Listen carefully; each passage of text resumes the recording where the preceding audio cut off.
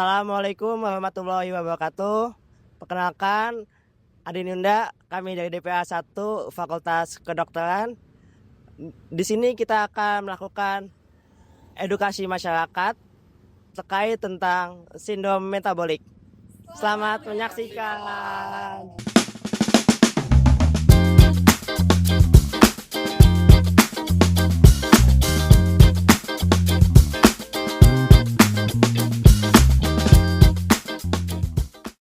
Mohon izin Ibu, sebelumnya kami dari mahasiswa baru Fakultas Kedokteran dan hari ini kami dapat tugas untuk melakukan video edukasi kepada masyarakat sekitar tentang temanya tentang kesehatan. Kebetulan hari ini kami mengambil tema tentang sindrom metabolik.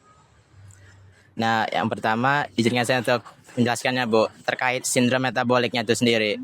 Sindrom metabolik itu sendiri sebenarnya bukan sebuah penyakit tunggal. Itu adalah terkait kumpulan gangguan-gangguan metabolik yang saling terhubung. Nah, gangguan-gangguan meta ini jika saling bergabung bisa menyebabkan kayak meningkatkan penyakit jantung, stroke, dan diabetes tipe 2. Nah, biasanya sindrom metabolik ini ada banyak faktornya, bisa karena gula darah, tekanan darah, dan lain-lain. Nah, dan untuk penyebabnya sendiri nanti akan dijelaskan oleh teman saya. Untuk penyebabnya itu bisa dari berbagai macam hal. Contohnya yang pertama itu ada kurangnya aktivitas fisik.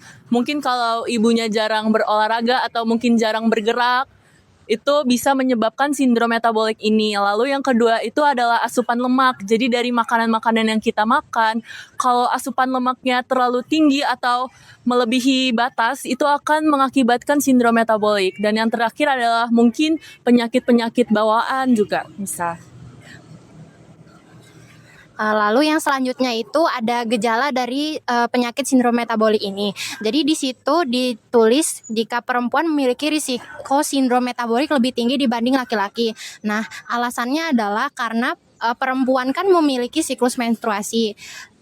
Lalu dia dapat dipengaruhi oleh hormon menopause. Jadi dia bisa mempengaruhi kinerja ataupun tumpukan lemak yang ada di dalam tubuh. Lalu distribusi lemaknya itu berbeda. Kemudian gejalanya itu yang pertama ada obesitas sentral atau biasanya orang-orang lebih mengenalnya itu dengan perut buncit. Nah, perut buncit ini lebih berbahaya daripada penyakit obesitas yang biasa karena lemak itu menumpuk di perut sehingga menutupi organ yang ada di perut seperti organ pencernaan. Nah, ditandai dengan jika pria itu lingkar perutnya lebih besar daripada 90 cm. Jika wanita itu lebih besar dari 80 cm. Mengganti makanan seperti makanan yang sehat seperti sayur dan buah-buahan. Lalu kita melakukan olahraga secara teratur seperti berjalan minimal 20 sampai 30 menit. Ngurangi makan gula, kayak ibu ngurangi makan makanan manis kayak gitu. Kemudian ada anti hipertensi, itu ibu kalau misalkan udah ngerasain gejala-gejalanya, ibu bisa ke dokter, nanti biar dokter yang nyaranin obat-obat apa yang cocok untuk ibunya. Terus ada terapi di siplidemia, itu ibu. Kita dari DPA 1 dari Fakultas Kedokteran. Sebelumnya kita minta izin, di sini kita mau menjelaskan tentang sindrom metabolik. Sebelumnya ibu-ibu udah tahu belum sindrom metabolik itu apa? Belum tahu.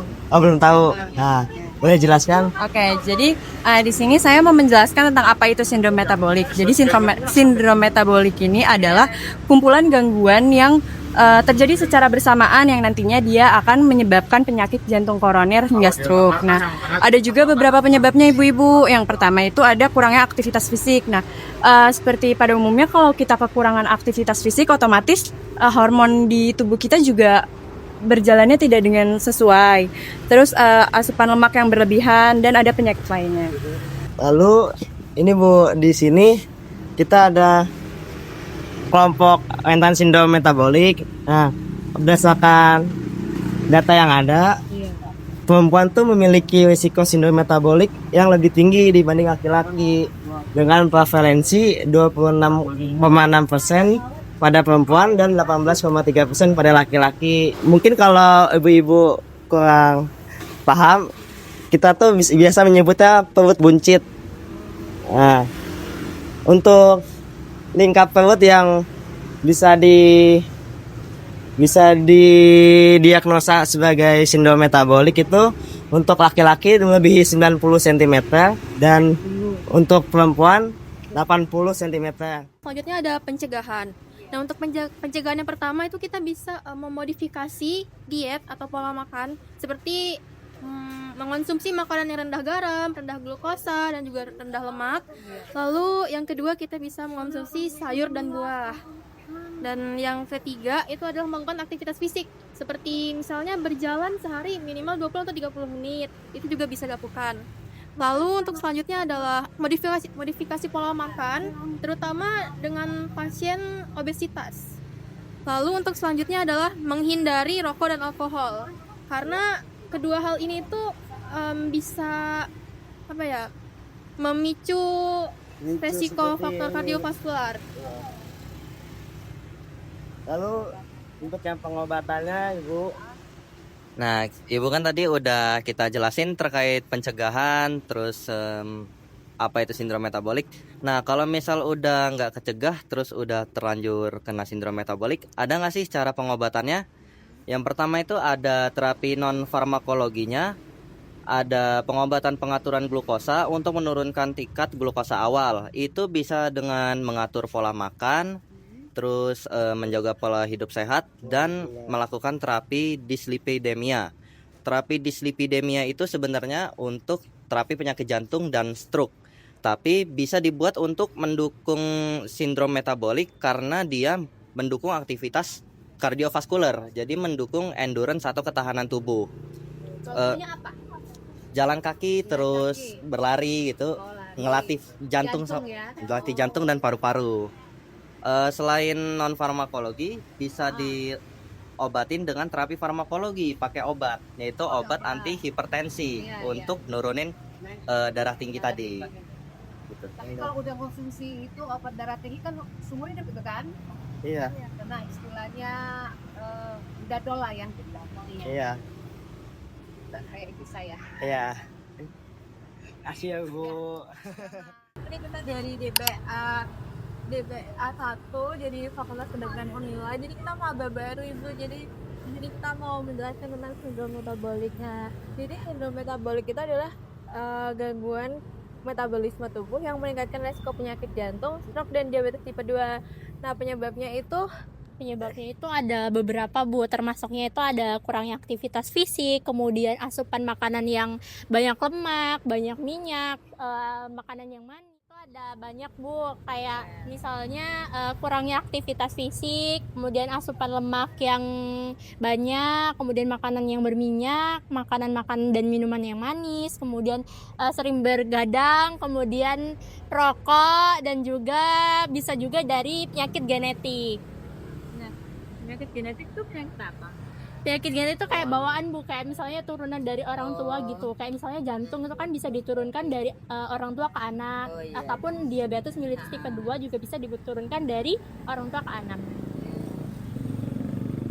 Selanjutnya saya bakal jelasin yang kelompok rentan Bu. Nah, ternyata perempuan ini resikonya lebih tinggi untuk terkena sindrom metabolik, yaitu sebesar 26,6% dan laki-laki sebesar 18,3%.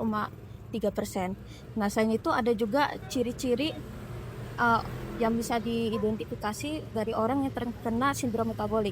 Yang pertama itu ada obesitas sentral. Obesitas sentral itu kepada laki-laki ingkar perutnya kurang dari 90, lebih dari 90.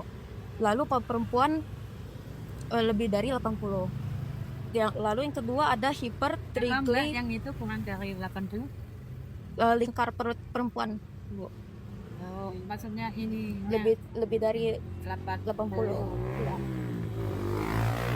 Terus yang kedua ada lebih dari 80 kenapa Mbak?